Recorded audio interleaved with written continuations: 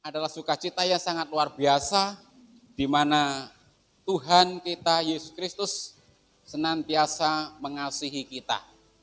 Oleh karena kasih-Nya yang ajaib, kasih-Nya yang luar biasa yang diberikan kepada kita, sehingga kita diperbolehkan untuk menikmati kasih setia Tuhan. Puji Tuhan, di saat yang berbahagia ini kita akan membaca firman Tuhan dari Kisah Rasul pasalnya yang pertama. Kisah para Rasul pasalnya yang pertama. Kita membaca ayat yang ke-6 sampai ayat yang ke-11. Puji Tuhan. Di masa ketakutan bangsa Israel, khususnya para murid waktu itu, di mana mereka sedang ketakutan menghadapi pemerintah Romawi, juga orang-orang pemuka-pemuka agama Yahudi. Mereka merasa sangat ketakutan. Dan saat itu orang-orang Israel sedang ada dalam penjajahan Romawi. Saudara yang dikasihi Tuhan, berkali-kali Tuhan Yesus menampakkan diri kepada murid-muridnya untuk meneguhkan murid-muridnya, untuk memberikan semangat, untuk memberikan rasa damai, rasa tentram kepada murid-muridnya bahwa ada kebangkitan setelah kematian, ada kehidupan setelah kematian. Berkali-kali Tuhan Yesus menampakkan diri, bahkan disangkanya sebagai hantu. Beberapa waktu lalu saya sampaikan di Tiberias, di Danau Tiberias, Tuhan dianggap sebagai hantu karena mereka sedang dalam ketakutan. Dan di bagian penampakan ini juga Tuhan dikatakan, ini aku bukan hantu. Ini aku, lihat tanganku dan kakiku. Tuhan menunjukkan dirinya bahwa dia sudah hidup. Dikatakan hantu tidak bertulang dan tidak berdaging. Hantu tidak bertulang dikatakan. Dan Tuhan Yesus mengatakan damai sejahtera bagi kamu. Setiap Tuhan Yesus menampakkan diri kepada murid-muridnya, salam damai sejahtera itu senantiasa ada, senantiasa disampaikan kepada murid-muridnya. Sekalipun mereka dalam keadaan kecewa, takut, khawatir dan sebagainya, tetapi Tuhan Yesus memberikan damai sejahtera. Dalam penampakan yang terakhir inilah Tuhan Yesus mengajak murid-muridnya untuk pergi keluar Yerusalem. Untuk pergi keluar dari Yerusalem sampai dekat Betania. Betania itu sebuah desa. Desa letaknya kurang lebih 3,5 kilo dari Yerusalem. Dan kata Betania ini berarti rumah penyediaan. Rumah penyediaan. Dan disitulah Tuhan Yesus mengajak murid-muridnya, dan Betania ini termasuk wilayah Bukit Zaitun. Termasuk daerah Bukit Zaitun. Seperti misalnya kalau di Kumo ini ada yang Kadapato, ada yang Bambang, ada yang Arbontek dan sebagainya, ada yang Tumpang Nangklis. Ini wilayah Gunung Tumo. Ya, dan katakan Bukit Zaitun itu ada daerah yang namanya Betania. Dan disitulah Tuhan bersama kurang lebih 500 orang. Kurang lebih 500 orang berada di situ menyaksikan keberadaan Tuhan Yesus. Dan dikatakan ketika Tuhan Yesus sedang memberkati, setelah bercakap-cakap semuanya, ketika Tuhan Yesus sedang memberkati, terangkatlah Tuhan Yesus ke surga. Jadi ketika Tuhan Yesus sedang bercakap-cakap kemudian sedang memberkati, Tuhan Yesus terangkat ke surga. Markus mencatat duduk sebelah kanan Allah. Apa? Sangat jelas sekali. Lukas juga mencatatnya seperti itu, tapi lebih lengkap Markus mencatat duduk sebelah kanan Allah Bapa. Saudara kan dikasih Tuhan, dalam bagian ini Tuhan menyatakan bahwa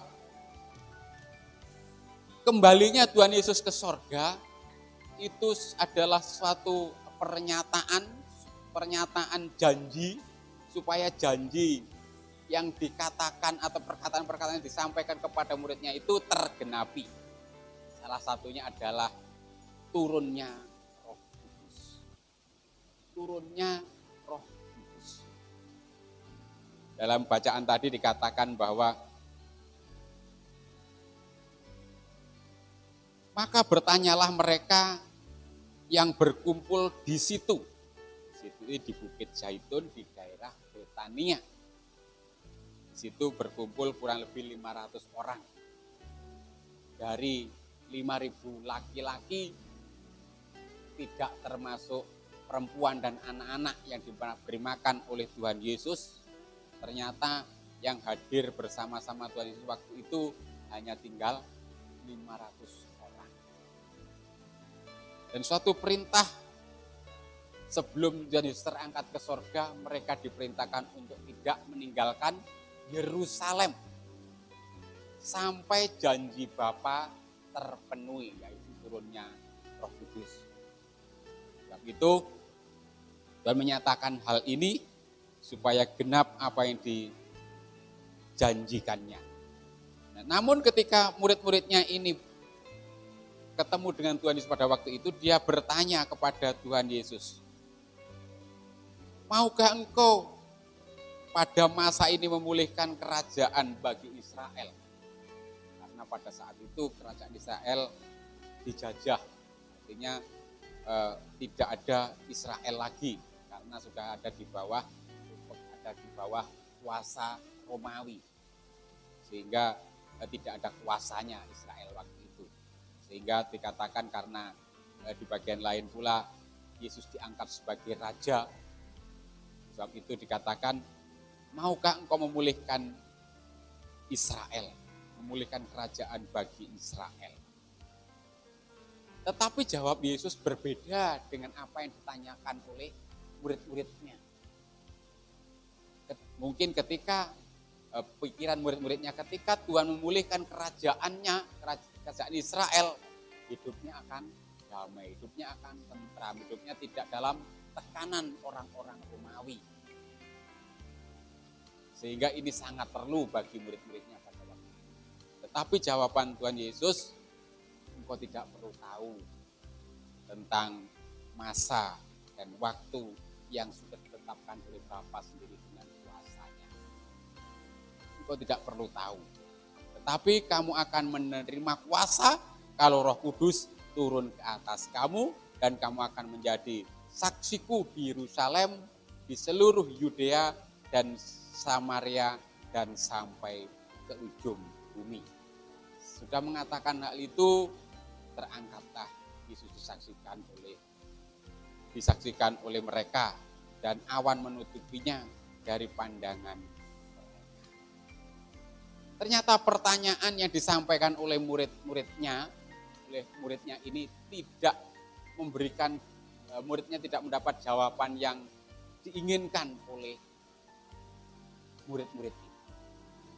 Ternyata sesuatu keinginan itu belum tentu diluluskan, belum tentu diluluskan, diberi jawaban. Tetapi Tuhan Yesus mengatakannya, kamu akan menerima Roh Kudus. Kamu tidak perlu tahu tentang masa kapan pemulihan Israel. Memang suatu saat Israel itu tidak ada kerajaan Israel, tidak ada. Tuhan mengatakan kamu tidak perlu tahu kapan Israel itu dipulihkan. Ya, karena Tuhan sudah menentukan waktunya sendiri bagi orang-orang Israel. Saudara yang dikasihi Tuhan, ketika terangkat ke sorga, maka murid-muridnya menengadah ke langit. Dan disitulah ada malaikat Tuhan yang datang menghampiri mereka, menghampiri mereka dan bertanya, mengapa engkau menghadap ke langit?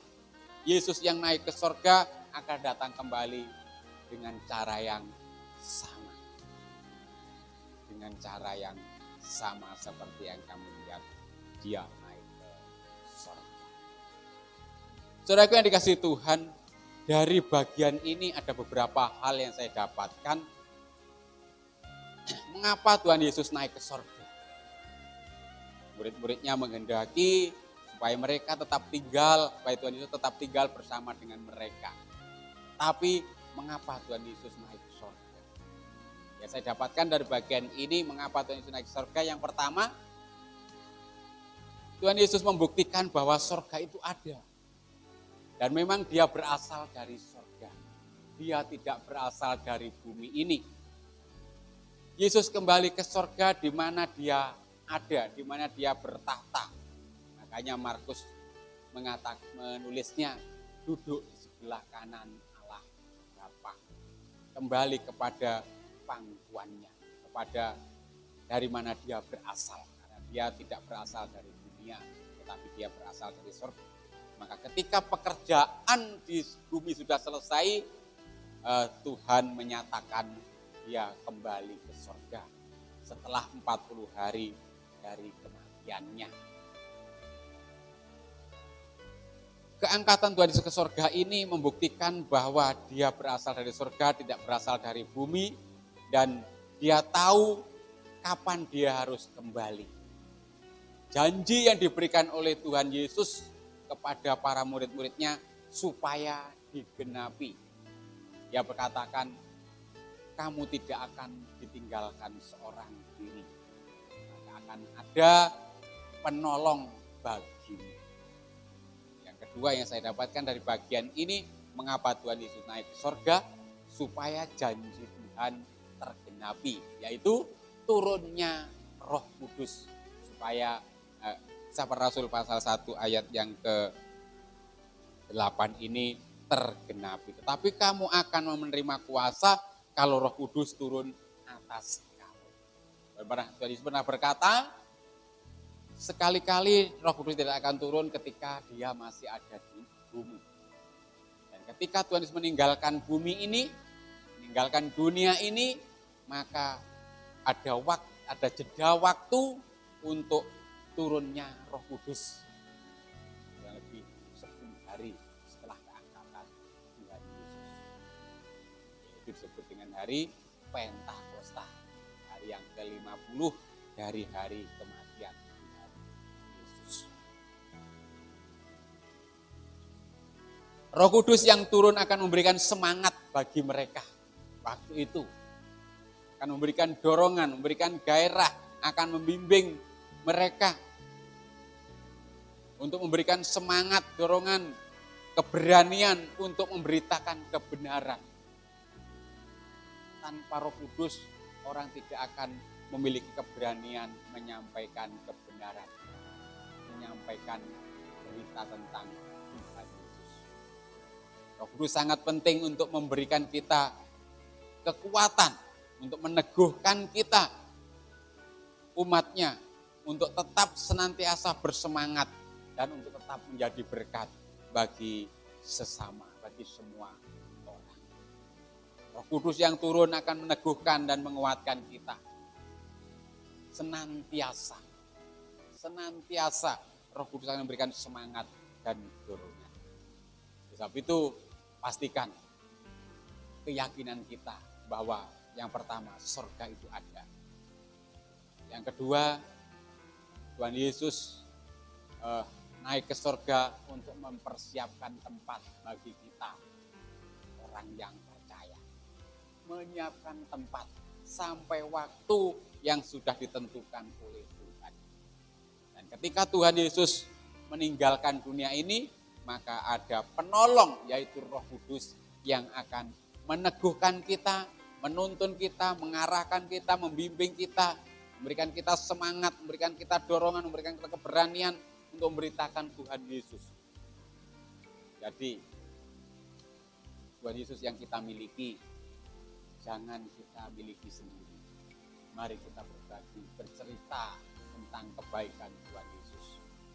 yang sudah menyelamatkan hidup kita dari keterpurukan dosa. Pastikan Roh Kudus senantiasa menguatkan kita, meneguhkan, dan senantiasa memberikan kita semangat. Tuhan Yesus memberkati. Kami senantiasa menanti-nantikan Roh Kudus untuk senantiasa bekerja di dalam kehidupan kami. Terima kasih, kami senantiasa rindu untuk diteguhkan melalui Roh Kudus-Mu ya Tuhan. Terima kasih, terpuji nama-Mu. Haleluya. Biarlah Roh Kudus senantiasa menuntun kami. Roh Kudus senantiasa meneguhkan kami, berikan semangat kepada kami, gairah dan dorongan untuk kami senantiasa layak di hadapan Tuhan. Untuk kami senantiasa mau diperbaharui dari hari ke sehari. Terpuji nama-Mu ya Tuhan, biarlah pengampunan-Mu atas kami senantiasa terjadi di dalam kehidupan kami. Terpuji nama-Mu. Teguhkan kehidupan Tuhan dalam kehidupan kita. Terpuji nama-Mu ya Tuhan. Haleluya. Serahkan jemaat Batu Karang dalam kuasa tangan Tuhan. Bila kehidupan mereka senantiasa diberkati oleh Tuhan. Terpuji nama-Mu, Kau senantiasa tolong mereka. Kau memberkati anak-anak mereka, cucu mereka Tuhan berkati. Segala sesuatu yang dikerjakan Tuhan senantiasa mengiring berkat-berkat. Terpuji nama-Mu ya Tuhan. Para pelayan-Mu kami serahkan dalam kuasa tangan Tuhan. Hikmat Tuhan taruh atas mereka dalam melayani pekerjaan Tuhan. Senantiasa Tuhan berikan kemampuan dan kesanggupan. Di dalam nama Tuhan Yesus Kristus. Terpuji nama-Mu ya Tuhan. Dan juga kami berdoa bagi bangsa dan negara kami. Mari Tuhan campur tangan dan Tuhan menolong. Tuhan memberikan hikmat-Mu atas mereka dalam menjalankan roda pemerintahan di negeri ini. Pemerintah pusat dari tingkat 1, tingkat 2, kecamatan, desa, RW, RT, Tuhan tolong mereka. Hikmat-Mu Tuhan taruh atas mereka. TNI, Polri, Tuhan tolong mereka. Terpuji nama-Mu. Haleluya. Biar Tuhan senantiasa memberikan hikmat atas mereka. Terpuji nama-Mu. Terus kami berdoa di desa kami tercinta Sitiarjo. Mari Tuhan lawat desa kami, berkati desa kami. Dalam nama Tuhan Yesus Kristus. Terpuji nama-Mu. Para desa yang ada, kepala desa bersama staf sampai RW-RT, hikmat Tuhan taruh atas mereka dalam menjalankan roda pemerintahan di desa ini dengan takut akan Tuhan. Sehingga kesejahteraan desa ini menjadi bagian kami, keamanan, ketentraman desa ini menjadi bagian kami. Dalam nama Tuhan Yesus. Terpuji nama Tuhan. Masih banyak pergumulan yang dapat kami sampaikan dengan keterbatasan kami. Mari Tuhan sempurnakan doa kami. Kau senantiasa mengajar kami berdoa. Bapa kami di surga, dikuduskanlah nama-Mu, datanglah kerajaan-Mu, jadilah kehendak-Mu di bumi seperti di surga. Berikan pada kami pada hari ini makanan kami secukupnya. Ampuni kami akan kesalahan kami seperti kami mengampuni orang yang bersalah kepada kami. Jangan biarkan kami dalam pencobaan, tapi lepaskan kami daripada yang jahat. Karena Kau yang mempunyai kerajaan dan kuasa dan kemuliaan sampai selama-lamanya. Kami memuji kebesaran-Mu,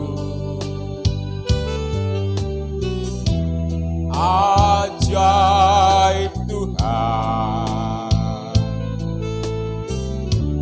ajaib Tuhan. Kami memuji kebesaran-Mu, ajaib Tuhan, ajaib Tuhan, ajaib Tuhan, ajaib Tuhan,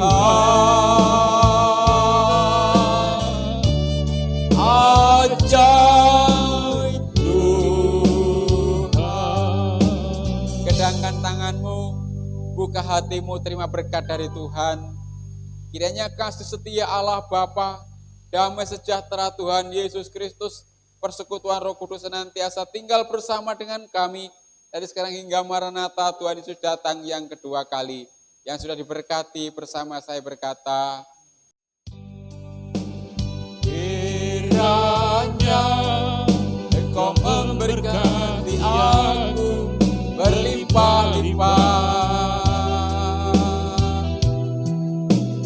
dan memperluas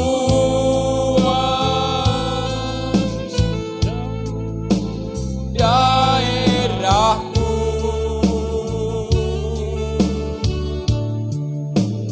dan kiranya tangan-Mu menyertai aku dan melindungi aku daripada malapetaka